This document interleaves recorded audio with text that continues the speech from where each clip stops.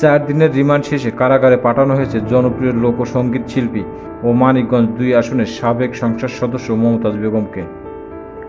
শেখ হাসিনা সরকারের পতনের পর থেকে আত্মগোপনে ছিলেন তিনি। জানা যায়, গত 5 আগস্টের পর টানা 3 মাস মমতাজ মানিকগঞ্জের সিঙ্গার উপজেলার চর দুর্গাপুরে নিজ বড় ভাই আবারত হোসেনের বাড়িতে অবস্থান করেন। এই পুরো সময় তিনি ঘরের বাইরে বের হননি এবং বাইরের কারোর সঙ্গে যোগাযোগও রাখেননি। এমনকি পাশের বাড়িতে মানুষজনও জানত না যে তিনি সেখানে অবস্থান করছেন। ভাইয়ের মাধ্যমে প্রয়োজনীয় যোগাযোগ চালিয়ে যেতেন মমতাজ। স্থানীয় সূত্রে জানায়, এই বাড়িটি ছিল চারপাশ থেকে সিসি ক্যামেরা নিয়ন্ত্রিত এবং কোনো লোকজন আসলে বলা হতো বাড়িতে কেউ নেই। আইনশৃঙ্খলা বাহিনীর চোখ ফাঁকি দিয়ে প্রায় গোপনে স্বাচ্ছন্দ্য সময় কাটাতেন তিনি। এরপর পরিকল্পনা অনুযায়ী ঘনিষ্ঠ বান্ধবী নিপার মাধ্যমে ঢাকার ধানমন্ডিতে একটি বাসা ভাড়া নেওয়া হয়। এক মধ্যরাতে বোরকা পরে কালো গ্লাসের একটি মাইক্রোবাস করে তিনি ঢাকায় চলে যান। পুরো বিষয়টি তত্ত্বাবধায়ক করেন নিপা, যিনি তার দেখভাল পাশাপাশি আর্থিক সহায়তা করতেন।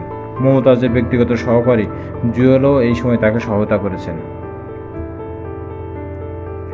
এছাড়া মমতাজ কিছুদিন মানিকগঞ্জ পৌরসভার সাবেক মেয়র মোহাম্মদ রমজান আলীর মেয়ে রুনুর মোহাম্মদ বাসায় ছিলেন বলে দাবি উঠেছে। তবে রমজানের ঘনিষ্ঠ সনোয়ার হোসেন এই তথ্য অস্বীকার করেছেন। শেষ পর্যন্ত চলমান জুলাই আন্দোলনের সঙ্গে যুক্ত একটি হত্যা মামলায় গ্রেপ্তার হন মমতাজ। এই মামলায় 4 দিনের রিমান্ড শেষে গত শনিবার ঢাকা মেট্রোপলিটন ম্যাজিস্ট্রেট মোহাম্মদ মিনহাজুর রহমান তার জামিন আবেদন মঞ্জুর করে তাকে কারাগারে পাঠানোর আদেশ দেন। মমতাজ বেগমের অবস্থান, আত্মগোপন এবং গ্রেপ্তার সংক্রান্ত তথ্য ইতিমধ্যে সামাজিক মাধ্যমে ব্যাপকভাবে আলোচিত হয়েছে।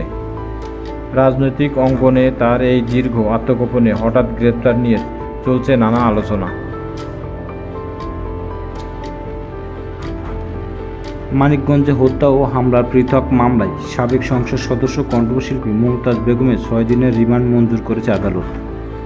আজ বৃহস্পতিবার দুপুরে সিনিয়র জুডিশিয়াল ম্যাজিস্ট্রেট আদালত 1 এবং সিনিয়র জুডিশিয়াল ম্যাজিস্ট্রেট আদালত 3 এই দুটি মামলার শুনানি হয়। আদালত প্রাঙ্গণে মমতাজ বেগমকে নিয়ে আসার সময় বিএনপি এর অঙ্গ সংগঠনের নেতাকর্মীরা বিক্ষোভ করেন। তারা মমতাজের উপর ডিম ও জুতা নিক্ষেপ করেন এবং ফাঁসির দাবিতে স্লোগান দেন। নিরাপত্তার জন্য আদালত এলাকায় অতিরিক্ত পুলিশ মোতায়েন করা হয়। সিঙ্গাইর থানার একটি হত্যা মামলায় মমতাজ বেগমকে সিনিয়র জুডিশিয়াল ম্যাজিস্ট্রেট আদালত 1-এ হাজির করা হলে আদালত 4 দিনের রিমান্ড মঞ্জুর করেন।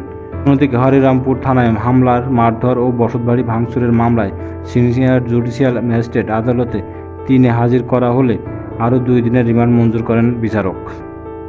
হত্যা মামলার দাবির আইনজীবী ও জেলা আইনজীবী সমিতির সাধারণ সম্পাদক আজাদ হোসেন খান বলেন, হত্যা মামলা এবং হামলা ও মারধরের পৃথক 2টি মামলায় আদালত আসামি মমতাজকে মোট 6 দিনের রিমান্ড মঞ্জুর করেছে।